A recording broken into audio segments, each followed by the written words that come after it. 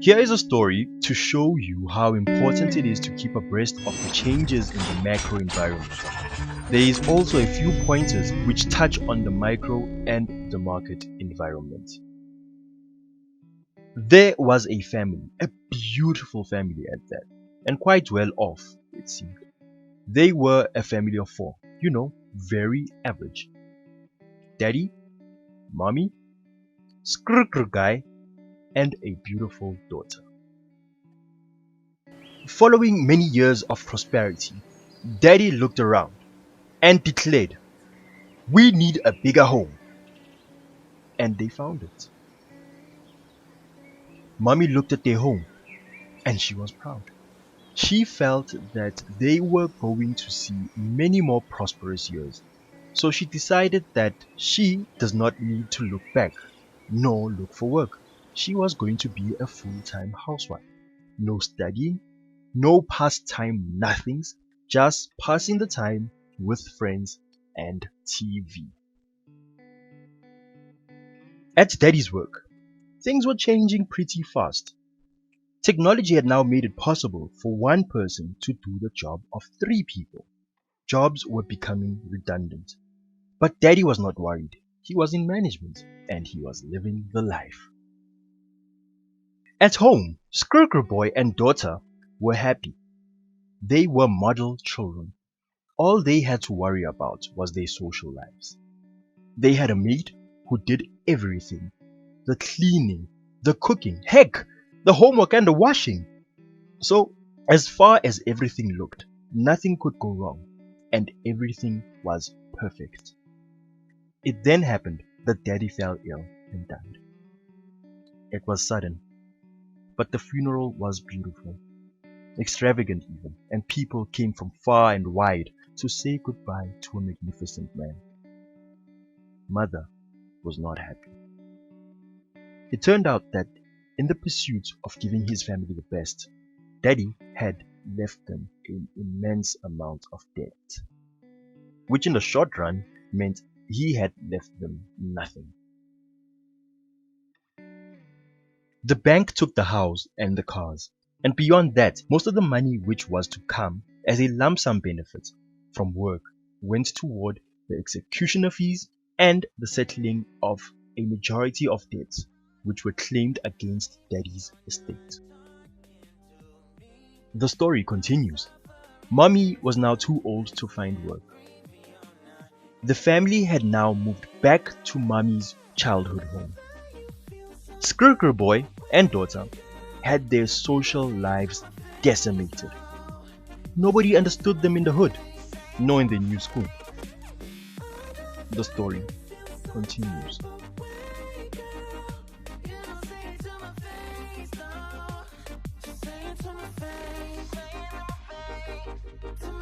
Just like people, businesses do not and cannot operate in a vacuum. They operate in the business environment, which is basically the macro, the micro, and the market environment. The question you should be asking now is, how can my business create or maintain a competitive environment? In the big bag of tricks which you as a business owner have, environmental scanning is one of the most important tools you have. It allows you to gain information on the current and the future events which may have an impact on your business. With environmental scanning, you as a business owner will scan the constantly changing business environment to identify potential threats and opportunities. Doing this will allow you as the business owner to develop flexible strategies with which to respond to these threats and opportunities. Scanning the environment will also allow you to introspect or look at your decisions and decide whether they have given you a competitive advantage or they have caused you a disadvantage. As future business leaders, I expect you to know that time is money. So, where will you get the time to continuously scan the environment? Well, the simple answer to that is that you have to make it. Business has so many twists and turns, and even if you were to read all the business literature out there, you would still encounter new challenges. So when you consider your vision and mission, when you formulate your strategy, when you implement your strategy and when you evaluate what you have done, you must always factor in environmental scanning because it is an integral part of everything. The starting point for any environmental scan is the SWOT analysis. So basically your strengths, your opportunities, your weaknesses, and your threats. Strengths and weaknesses are those factors which you can control. They are internal and they can be used to create value for the business. So just as a question, what would you give as an example for a strength or a weakness in a business? Opportunities and threats are external, meaning that they come from outside of the control of the business. They may either add value to the business or subtract value from the business. A SWOT analysis should provide a bigger picture of the environments which the business is operating in. This diagram is called a SWOT Matrix. It's a handy visual representation tool which comes after having conducted a SWOT analysis. Certain instances it is called a TOWS tool. TOWS, I think. TOWS. The TOWS examines the subtle interplay between the different elements of the SWOT analysis. For SWOT, strengths are combined with opportunities and threats. Weaknesses are combined with opportunities and threats. Moving on to Porter's 5-force analysis with a bonus 6 force.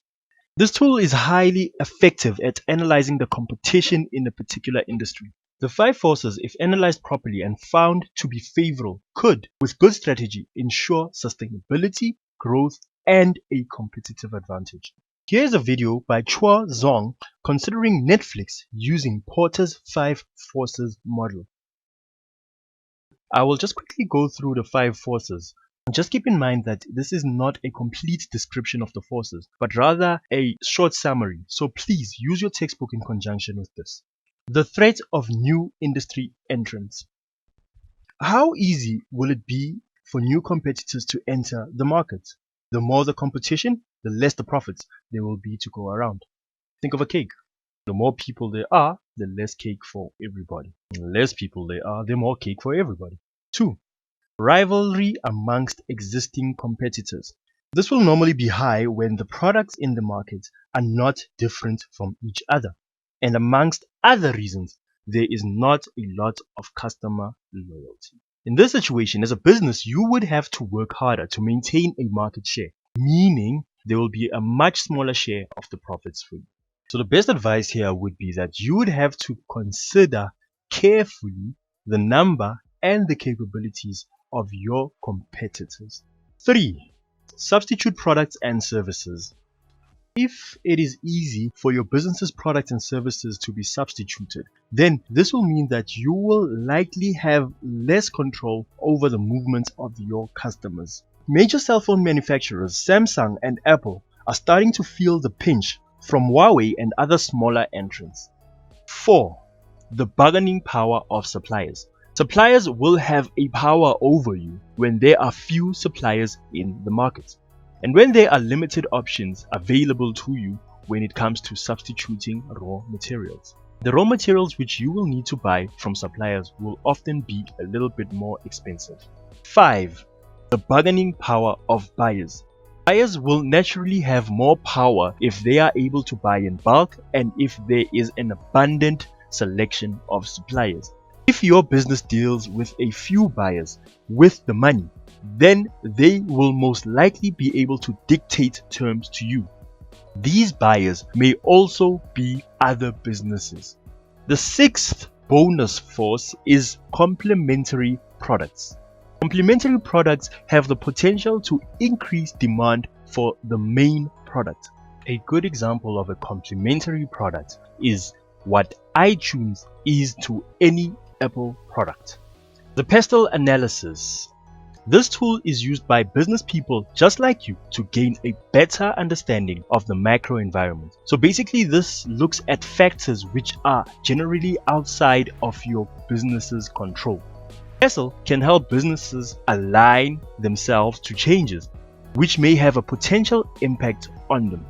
If a self-respecting business is able to adapt to the changes, it can create a competitive advantage fit for itself to even surpass its rivals. The Pestle Analysis works like a crystal ball. It gives you something to consider right now, and it also gives you something to consider and work towards in the future.